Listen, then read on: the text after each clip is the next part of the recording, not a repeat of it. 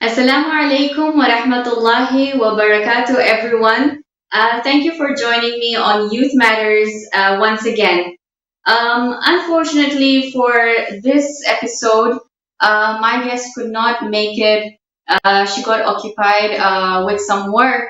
So I thought that since the month of Ramadan is starting, I would like to focus on some of the benefits of fasting and what good deeds should be done in this holy month of Ramadan. Uh, just a minute. I think I'm receiving a call. Uh, Hello, Assalamu alaikum. Yes, right now. Okay. Yes, it would be a pleasure to have you on Youth Matters on Hidayat TV. Okay. Well, here's the surprise. I just got off the call with the author of the book, Discovering the Can in Cancer. Can you guess who it is? She is a second year student at Ryerson University, Canada, studying a Bachelor of Science in Mathematics and with a minor in Economics. I personally know her from a very long time, and she's a very resilient youth and a passionate public speaker.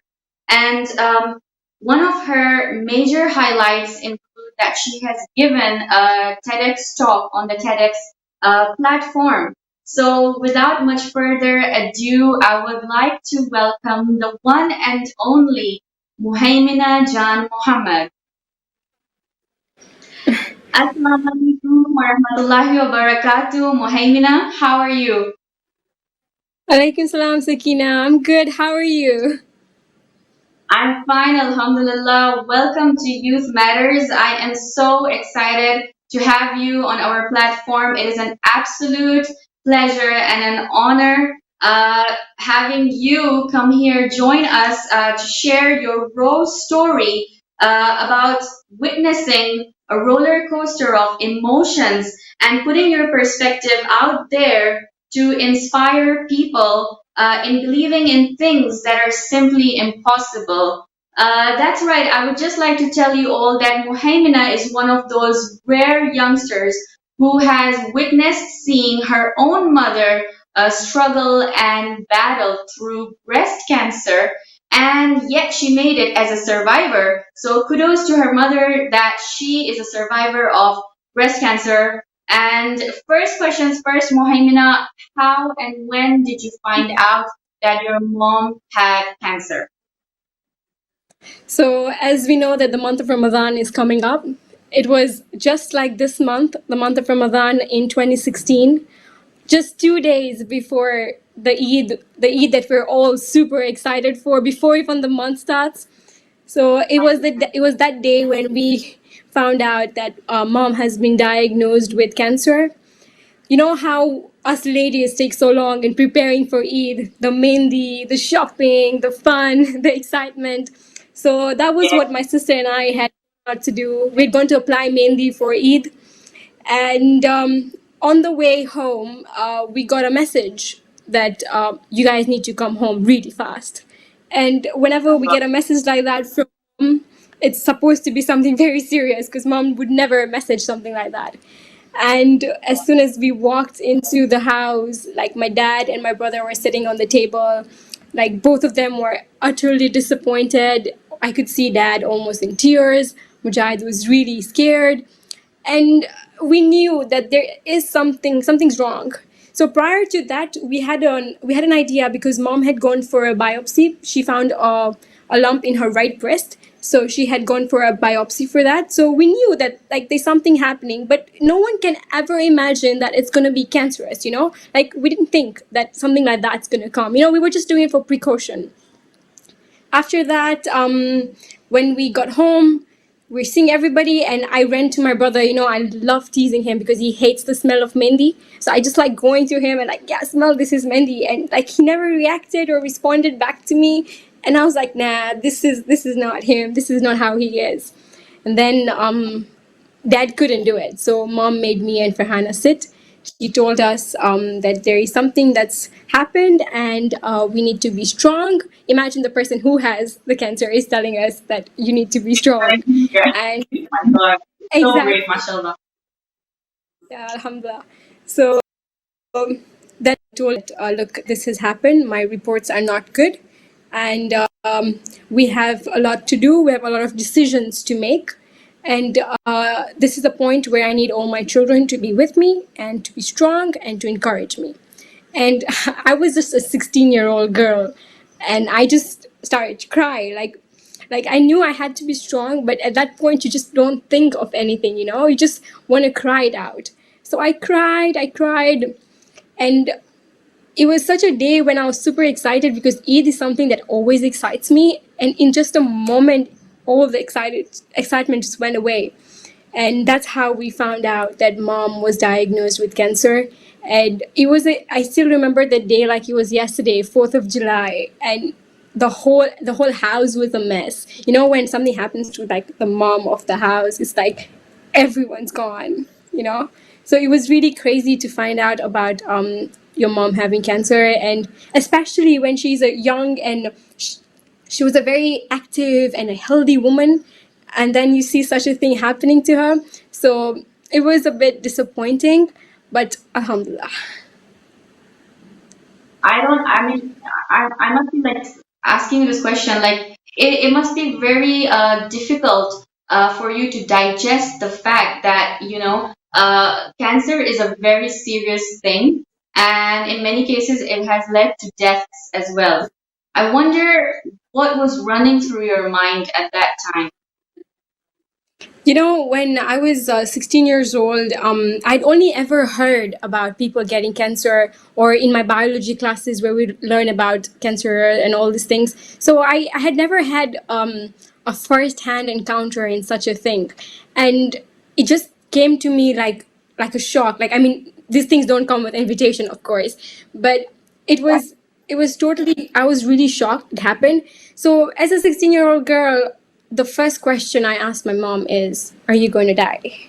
Because I'd always imagined, yeah, I had always imagined cancer equals to death, you know? Because when we watch series and movies and everything, that's what we see. When someone gets cancer, that's it, game over for that person. And that was the first thing that's going in my mind, that am I going to lose my mother at an age where I actually need her the most, you know? Because you've been a 16-year-old girl, I've been a 16-year-old girl. We are like our mother's butcheries. We need to go after her, you know? I know Need them at what it every feels like. absolutely. So at such an age when you think your mother has got a disease that's going to take uh, her away from you, it's not, I wouldn't say it's something that it's a really unexplainable feeling. You can't really put it into words because it's super crazy that you have to live with the fact that you don't know if your mom's gonna be with you the other day or not. And yeah, so I would just say I was scared, and I was a baby at that time, and I was just crying, and that's the only way I thought I could cope.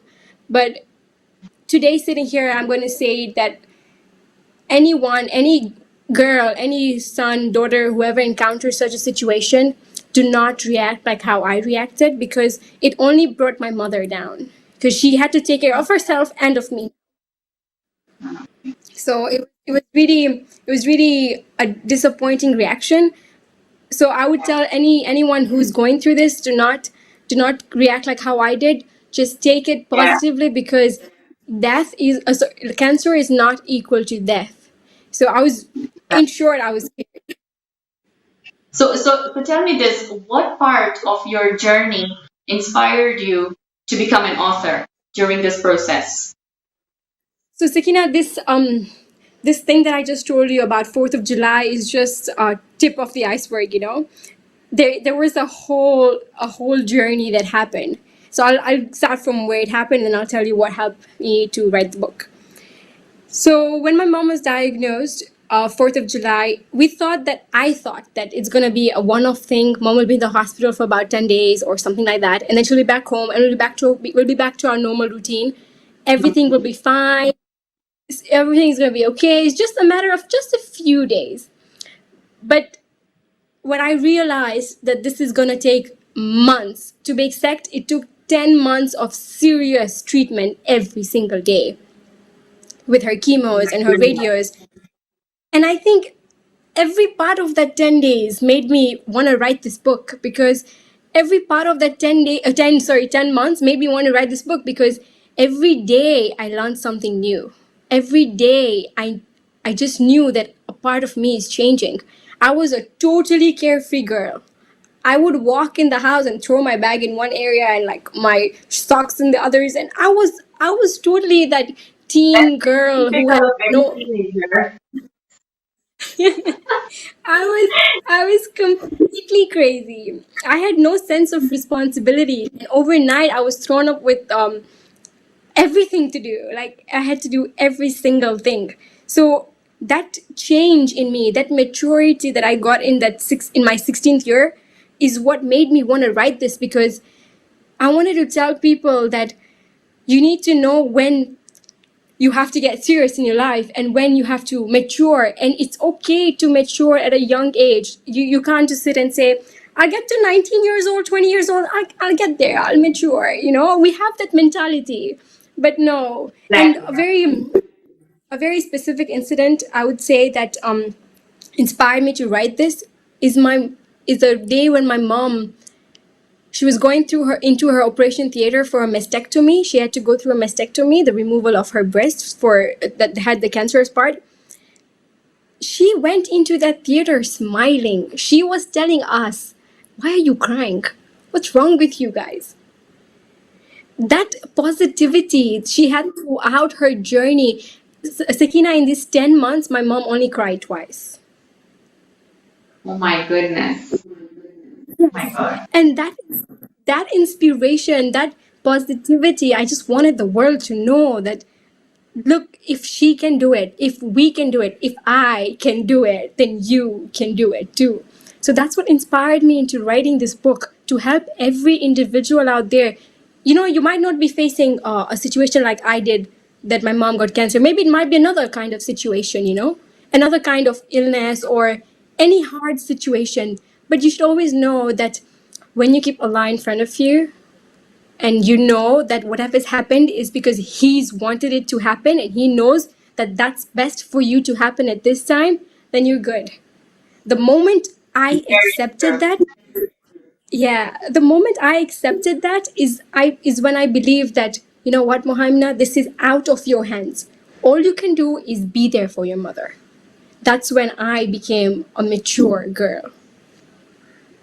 MashaAllah, what a lovely transformation of not just for your mother, but for you as well.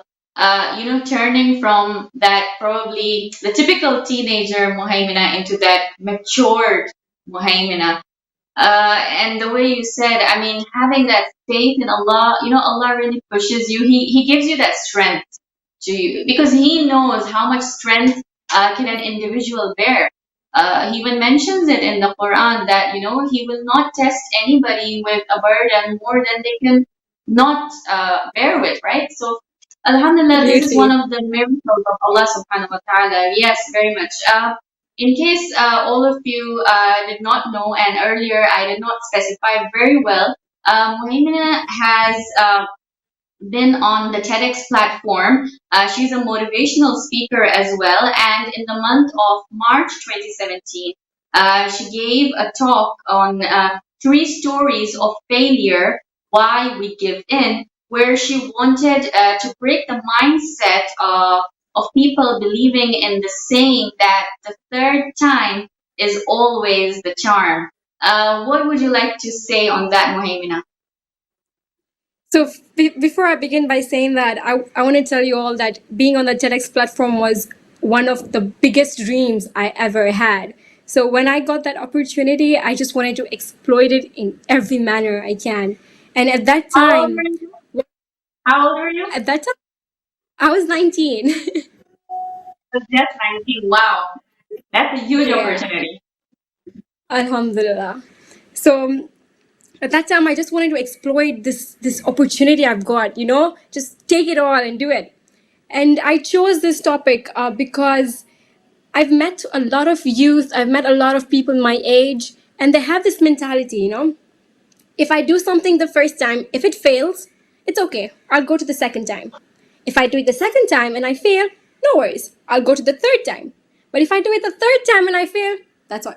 I'm done. I'm not gonna go back and do it again. So I shared stories of three different people: myself, Thomas Alva Edison, and my mother. And I showed people that how we repeatedly failed, but look at us today. So about myself, as you said, I'm a passionate public speaker. Sakina, I have not always been a public speaker. I Okay. sitting here admit that I was a terrible speaker when I was in grade 7. I was No really way. bad. And can you imagine? So my brother, No. when I was in grade 7, my brother was in his O-level class, and I used to go up on stage to take part in inter-house debates. I'm sure you remember those inter-house debates we Yes. used to have. Yes. And I used to go up there for Blue House in grade 7, and I used to start talking, and my hands used to go like that. Hands used to go like that. I was shaking because of that. I was stammering, all the different kind of things. And my brother would Oh my hide God. himself in the seat. That's not my sister, because it was so embarrassing. It was really so embarrassing. And I repeatedly did that. I kept doing it for like 3 years. I wasn't a good speaker at all. A teacher came to me and told me that, Mohammed, do you really want to be a speaker? Are you sure? Maybe you could look at something else and maybe you can excel in that. She was being positive with me. She wanted me to see if I can explore something else. And I said, no, I want to do this. I really, really want to do this. So I was told to leave all the teams. I was told just forget public speaking. It's just not your thing. The next Oh time in my God. grade 10 I came, I heard all this criticism and I'm like, hell no, I'm not taking this. I'm going to go back and I'm going to show everybody what I am. I went back in grade 10. I went on the stage and I got my first award. I got second best speaker in my debate. Mashallah. Wow. Wow. That's Yeah. awesome. Exactly. And that was my start. And then from there, best speakers and best speakers and best speakers. And Sakina, the amount of times I've gone on stage and people have been like, when I'm there talking, they're just talking amongst themselves because what I'm saying is totally boring. It's not fun at all. And from that, I realized I want to do this. And now, like when I graduated, I was the best speaker in Jeffrey Academy.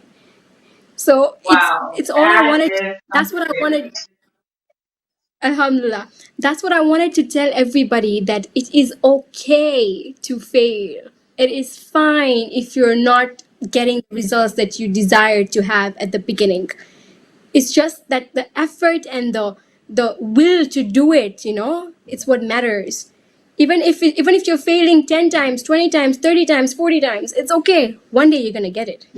So this is a Yeah. message I wanted to bring out to everybody. I feel that, it is through our failures that we reach our success because, failures mold us. They, inspire us to learn from others, and they just somehow, build this inner strength in us. It brings out an inner strength somehow, and one gets amazed that, oh my God, what was I once upon a time, and today, Alhamdulillah, I have managed to excel in those areas. This is all because of Allah again. He has the power. That's why he's called as the Ashraful Makhluqat.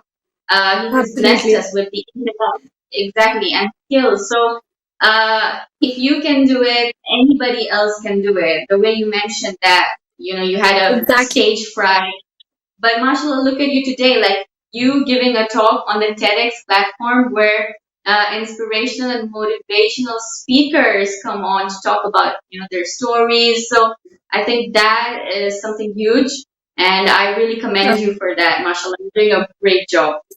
In Sakina, your to bio, while I was reading through, yes, sorry. To add on what you said about failure, what I personally believe as I grew up is people normally take failure and success as two opposites, but they're not opposites. They're the same. You can't get success without failure. Very And true. what's to say that if you succeed today, you're not going to fail tomorrow? So they both come hand in hand. And once we change our mentality that they're both opposites, we'll we'll start like going great heights, you know? Great. Very true. I wish all of the youths who are watching our program, our viewers, can really take a point out from this quote. I really liked what you said. It's a very inspirational message, and I think we should really change the mindset of everybody. That we shouldn't categorize success and failure in two different categories. So, inshallah, may Allah give us tawfiq that we can really excel and prosper through this. What I was Right. saying is that while I was reading your bio, it says that you are an avid sports person as well, and you won, mashallah, regional and national awards in badminton as well as oratory competitions. I mean, mashallah, Mohimina, what other sports and competitions have you excelled in? Oh, the list is a bit too long, but I will cut it down to what's important. I started Perfect. sports. I started sports initially as as a distraction from studies because I was a bookworm and I was too much into studying, and I started sports as a distraction from that.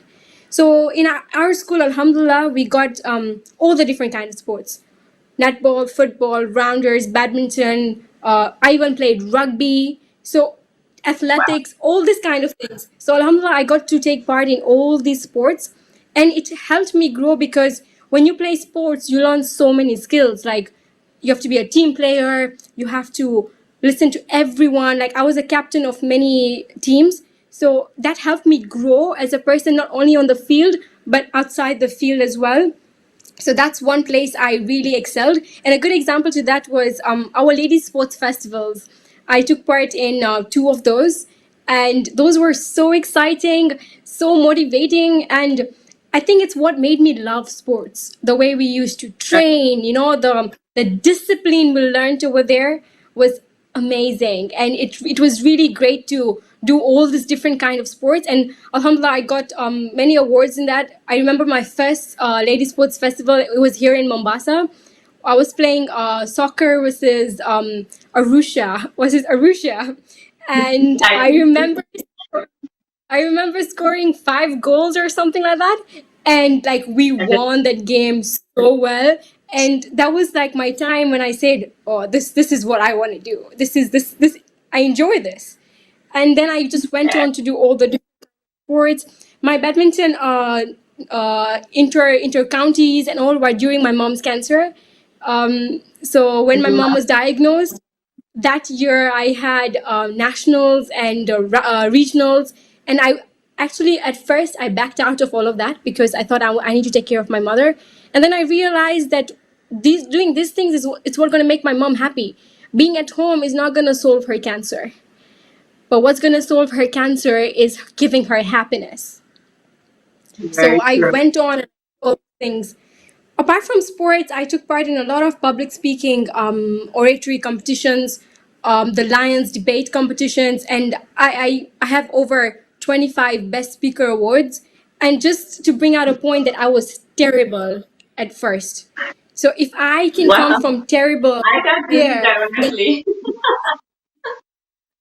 anybody, Sakina, can do it. Just need to have the will and determination to do it and put in your everything you have, your hard work, and everything's possible then. And then I've taken part in national debating competitions, a lot of public speaking. I've done a lot of public speaking. I was more on stages than anywhere else in class. And people knew that when you give her the mic, she's not going to leave it very easily. And everyone knew that. So, It's Alhamdulillah, going to I took nail part. it. It's going to nail it. Totally. That's So, I took super. part in a lot of competitions. If you ask me to name them, I don't think our time will be enough. But Alhamdulillah, I managed to do that. The fact that you juggled all of this while your mom was battling cancer is something that I really salute you for, because in those circumstances, the way you mentioned, the mother is the light, the powerhouse, the power of the house. So when you see the main power being, infected or being affected, and, there's that negativity that comes in the house and nobody feels like doing anything, but the fact that you took those steps to go out, and just for the fact that my mother will be happy if I do something, and I'm sure that did give her pure happiness, that I'm so glad my daughter is taking part in competitions. Alhamdulillah, she's out there. Mashallah, I think this is one of the good qualities that we should learn from you as a role model. Mashallah. Also, just a general question that I would like to ask you on behalf of all the youths. You know how we've always been told to excel in our academics and get those better grades. What do you think? What is your viewpoint on this? Does it really have to be like that? So my previous question, when I was answering, I told you that I used sports as a distraction from studies. So I was a I was a nerd, Sakina. I used to walk around with my book and study. So about grades, I personally believe that grades is not everything. It is something, Okay. but not everything. Yeah, You but not can be everything. very good You can be very good at studies, amazing, but you're missing out on other things in life. So what's the point? Sakina, let me ask you a question. Do you remember what you got in your O levels? It's No, so hard, it's so but hard to but remember, you honestly. exactly, but you remember what you did in school with your friends, do you? Yes, All yes, the fun definitely. you You know had. what? I would pretty much relate with you on this because I was a bookworm as much as you were. And, at some point in life, I used to give a lot of importance to my academics. And so there were a few, you can say, a few situations where I used to cut down on sports. And that really affected me later on when I realized that, oh my God, I missed out on that. You should really juggle and balance out. You should be that like extracurricular person, an all rounder. So I pretty much agree with you on that. Yeah. So I'll give you our time when I had to compromise, not compromise, but leave studies for a while and do these other things. So when I was approached to do my TEDx, I was in my A levels, and you did A levels, and you know how intense that level is. So Yeah. I had my mocks starting on Monday. And just so I can make this point clear, mocks are used in case your actual paper gets lost or something happens. So that's Yes. how important mocks are. You So are. that weekend I had my TEDx event. And TEDx is very different. It's not like a different like a speech where you just go and give. It goes through Yeah. many levels, so many levels of clearance you need to get on your speech before you can start practicing it, presentation, everything. It took me at least 6 weeks to write that, polish it, practice it, presentation skills, this skills, that skills.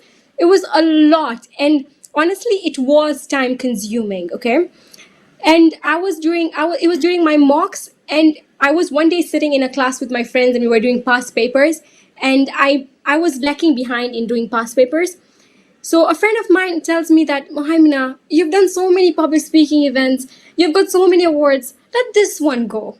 You can take another one. You will get more opportunities. She was saying it out of good faith because she wanted to see me pass. She was a very good friend of mine. She still is.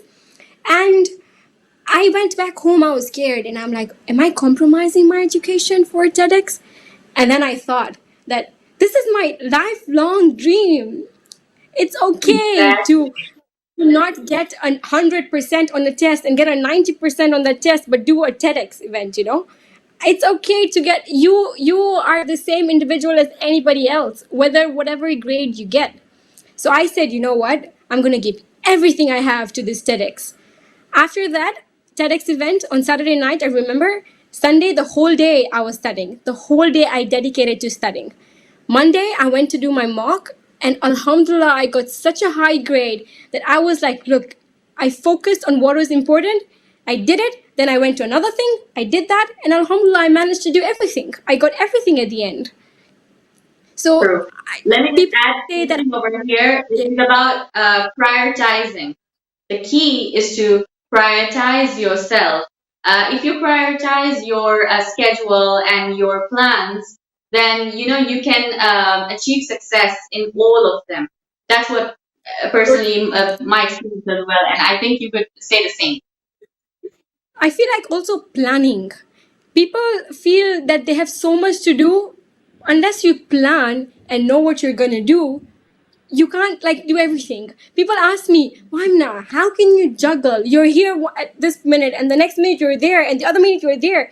Why? How can you do this? And my only answer is I have planned everything out. I've allocated how much time I'm going to use to every department. I've known that 2 hours I'm going to play sports and I'm going to forget about everything. The next hour I'm going to do my business paper. The other hour I'm going to do calculus. Then I'm going to prepare for my speech.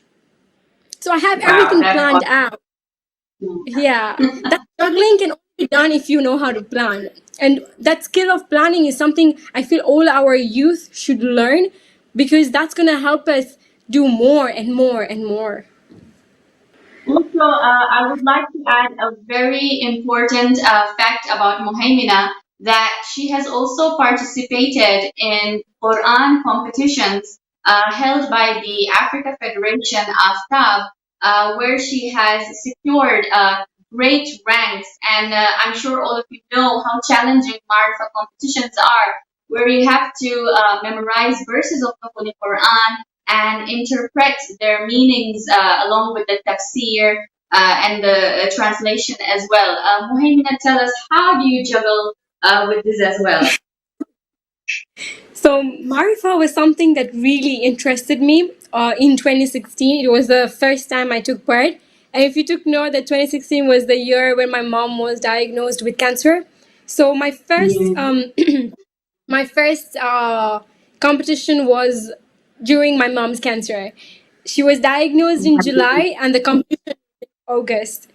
So it was crazy to juggle with it because when a mother now is going to rest, there's so many things to do in the house, so many things you didn't know about, the cooking, the cleaning, the this, the that.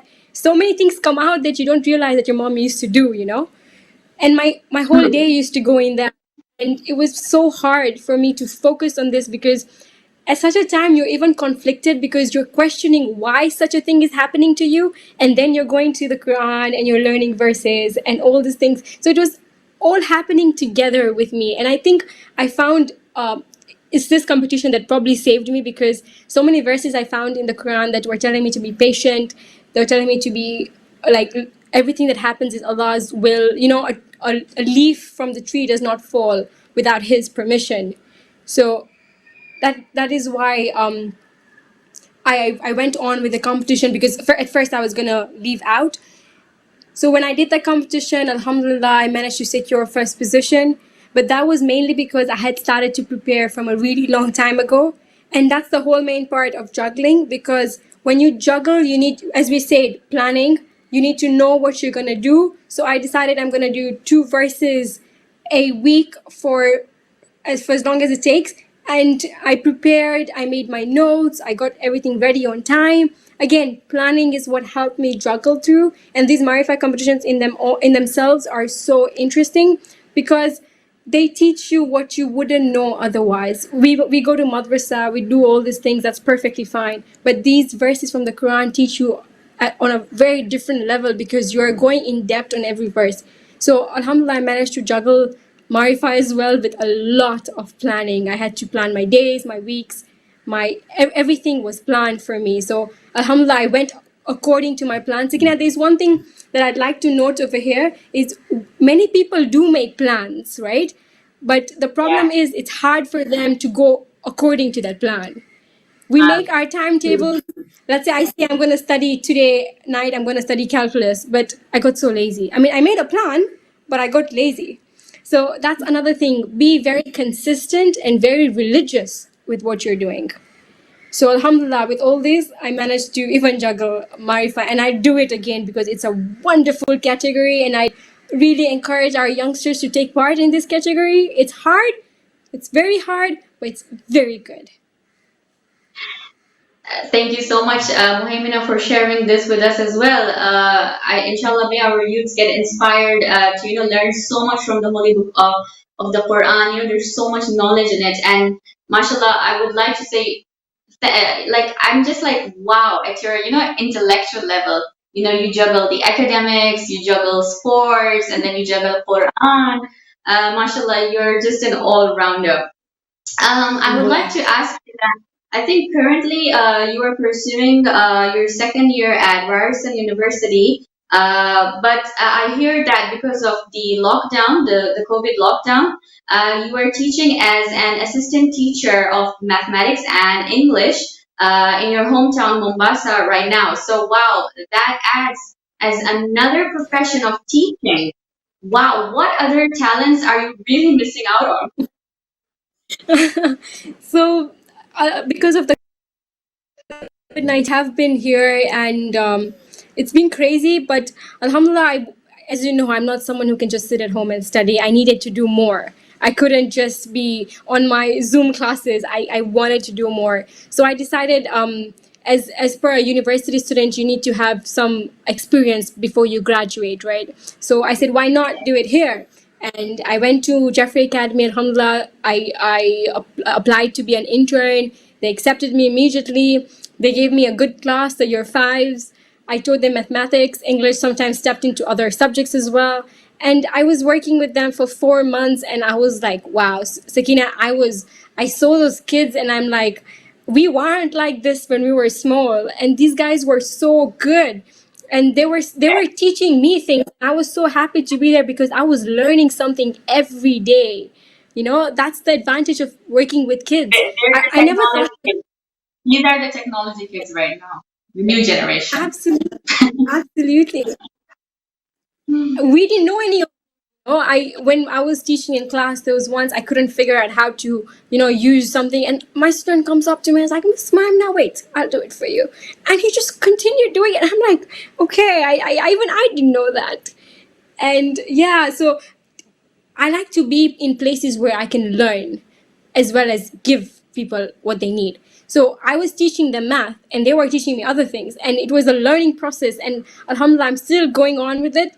And I love doing it. I never saw myself as a teacher, but now I might just consider it as a profession because it's a noble profession. It's where the youth come from. Exactly.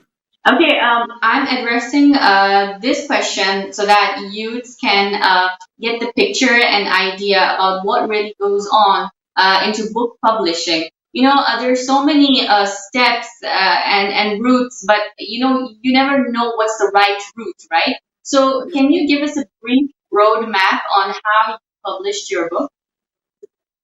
So there's a common misconception that many youth came to me with when I published my book, and they go like, Mohammed, the process must be so hard, so time consuming, so this, and I was like, no, it was totally easy. I'm not an English student, so I took time to write the book. I'm a student of mathematics, so writing a book was very for me. So I took about 5 to 6 months planning and writing my manuscript. That's the first step. That's very long. Yeah, that's a long Yes. time. My manuscript took me about 5 to 6 months, I'd say. And that's the step one. Step one is forget designing, forget publishing, forget launching, forget everything. Write your manuscript, your idea on paper. That's what I did first. I didn't even worry who's going to publish my book. Now, when I was writing my manuscript, the COVID-19 pandemic happened and I moved to Mombasa. So I completed writing my book here in Mombasa. After that, now, after I know I have my content, I have my manuscript, step two comes look for a publisher. Now, the publisher is someone who will read your manuscript, brush it up, change some words, help you figure out how your sentence structure is, the proofreading. Yeah. So that's what my publisher did for me. And I was lucky to have a publisher and a designer both together in one company. So I had my publisher and my designer. So after writing my books, that's 6 months. 2 weeks I took the publisher took in proofreading my manuscript, and the other 2 weeks was designing how each page is going to look like, having the logo, having this on that side, how am I going to arrange, what size I want. That took another 2 weeks. So around 7 months, and I had my first copy in my hand. I went through Wow. it. I went through it. I saw where I wanted to change here and there. We did that, and then I got my entire stock. So look how simple it is. It's literally just 2 steps. Write your script, get a publisher. Over.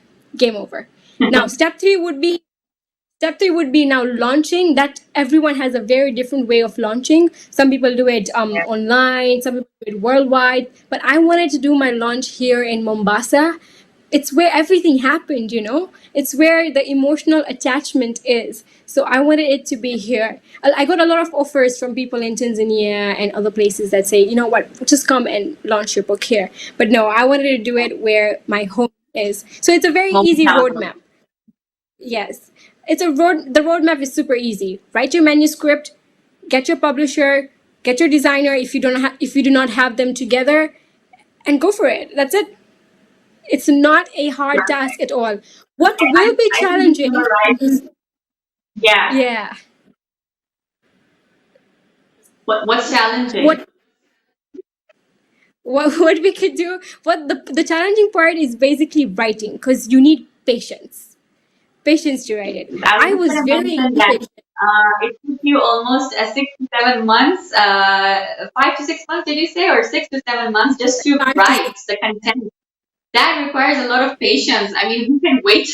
I know other authors go for even years sometimes, but really, you need a lot of patience in that process. say. Totally. And plus, I was a student as well. And I was doing my second semester of my second year, sorry, of my first year.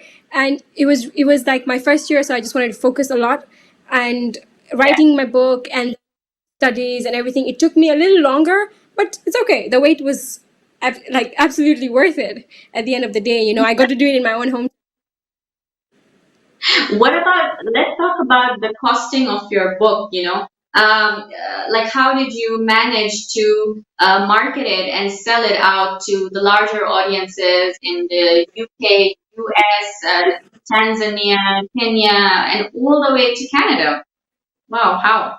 So, Alhamdulillah, when I first social media today, it's the best way to market a book, and that's where I started by putting that my book is coming while it was getting published and everything. I put it a month prior that, okay guys, my book is coming, you could pre-order. So Sakina, you wouldn't believe it, my pre-orders just in Mombasa and Nairobi were reaching up to 80 pre-orders, and I was not even a published author yet. It was my first time. So I was so overwhelmed. I used to get messages every day. Okay, keep for us 10 copies or keep for us 5 copies. And I was like, people actually want to read this story. And it was so, alhamdulillah, felt so good. So just my first round, I made so many copies, and alhamdulillah, I had my brother who supported me. He's actually the reason why I could write my book. He completely financially and emotionally supported me in writing this book, and he's the reason why I could, alhamdulillah. So he helped me take the books to Canada, and from Canada to US is pretty close. So he helped me do that. Tanzania is just here. I just marketed it on social media. It's the best way today. My launch was live, so people saw that as well. And alhamdulillah, I got orders from all around. I'm still getting orders from people, and the word just goes around. So you don't have to really worry. Don't spend too much time marketing, because do it and then let it go, because doing it every day is going to be very hard for you. Just give it out, and then you'll see how the word spreads. That's what social And media did. what is the exact cost of your book, if I may ask? So in Kenya shillings, it's 1,000 Kenya shillings. It's 10 US dollars and 12 Canadian dollars. So I kept it Okay, very so moderate. everybody can now buy get their copies from the author herself here, Mohindana. $10 a book, right? So inshallah, Yes. Everybody's definitely gonna get one. In fact, please send me a free copy. Definitely a signed Just copy kidding. for you. Yeah, no problem. Just a joke. Okay, now, last but not least, to end our program, what big piece of advice would you give to youngsters everywhere to have that one outstanding quality in order to achieve something very passionate in life? Sakina, before I give an advice, the first thing I would tell everyone is you can't know what outstanding quality you have unless you have what you want to do. So I'll expand on that. When I wanted to be a public speaker, I knew what I want to do. When I wanted to write a book, I knew what I want to do. When I wanted to play sports, I knew what I want to do. When I wanted to study, I knew that now I want to study. So you need to know what to do and then have an outstanding quality to do that, right? So I wanted to do everything. I wanted to drink the water of the whole sea. That's what I wanted to do. So I needed to have the go-getter quality, and I, alhamdulillah, to have it. So that's what I first advise everybody, all my brothers and sisters watching this. Please try and list out a few things you want to do. Even if your goal is, I want to be an amazing cook, write it down. That's a goal. That's Many people can't cook that well. I'll be very honest, I'm not that good of a cook. And my mom here watching this would probably agree with me. I'm terrible. But I'm trying. Alhamdulillah. Yeah, So, if, whatever small thing you want to do, by now, at least write. I know some people say that they don't know what they want to do in life, but that is where you need to start. Because after sure. you know that not exactly what you want to do, at least an idea, then you can start getting qualities. Another thing I will suggest everybody is what my mother, me, my sister, my brother, my dad, what we all had is positivity. That's one thing that I urge every brother and sister watching this is to have positivity. You can't go into getting a goal with a negative attitude that I don't think I'm going to get it. I personally went into every competition thinking, you know what, I'm going to get best speaker. And I got best speaker. Positivity. That makes a lot of sense. I know there's a fine line between being proud and being positive, but you have to know where you stand. And you need True. to know that so that you can achieve great heights. So the first thing is recognize your goal. Second thing is be positive about your goal. You have to be positive about it. Third thing is this third thing, without that, you cannot get anything in life. And that is hard work. If you do not put in every effort you have, then you're not going to be successful at all. I'm like it's a plain fact. You do not If you do not have hard work, success is not coming. You can't just I can't just sit here and say my book is written, I've published it, I've done. I need to get up and work. Hard work is very important to all the youngsters watching this. This is one quality you must have. And the last thing is be consistent. If you decide to do something today, let's say I decided I'm going to go on a 30-minute jog today to keep myself healthy. That's my goal. I want to be healthy. So I'm going to go for a 30-minute jog today. Then tomorrow I say, you know what? I'm going to let it go one day, just one day. And then the third day I'm going, okay, let's go today. Then I miss for another 4 days and I'll be like, okay, I'm trying to be healthy. I'm just trying. It doesn't work like that. Be consistent in getting your goals. If today I wanted to be a public speaker, I took every opportunity at my disposal. I would hear in the assembly, oh, there's an oratory competition. I'd be the first one in my teacher's office. I want to take part. Oh, I would hear there's a Lions debate. I want to go. I would hear this competition. I want to go. Until a point that my teacher said, can you let other people take something? You know, you can't take everything. And and that's how I became, because I had that hunger. So another thing, have the hunger to achieve your goal. So Hunger that's it. I'm and gonna tell you, my determination. dear brothers and sisters. Exactly. Yes, be there for what you want to do. Don't just think that I want to do this and it's gonna happen out of the wind. You need to work hard for it. Thank you, Mohammeda, so much for taking your precious time out, for joining us on this platform, sharing your raw story literally out here. This is something new. Nobody really does that. But the fact that you've come forward and you've shared it all out, we really enjoyed this conversation with you. And I hope all of our Thank you. viewers learned so many lessons, so many valuable lessons, inshallah. We hope that in the future, youths take such inspiration from such role models as you, and we can really improve in our communities and come forth to become, successful overall in general. I would like to thank you once again, Mohammed. It was a pleasure having you on my program. Thank you. And last but not least, I would like to tell you all to please like, comment, subscribe in the comment section below, and do give us feedback about how you liked today's program and what would you like to see in the upcoming episodes. Thank you very much once again. Jazakumullahu khairan. Wassalamu alaikum wa rahmatullahi wa barakatuh.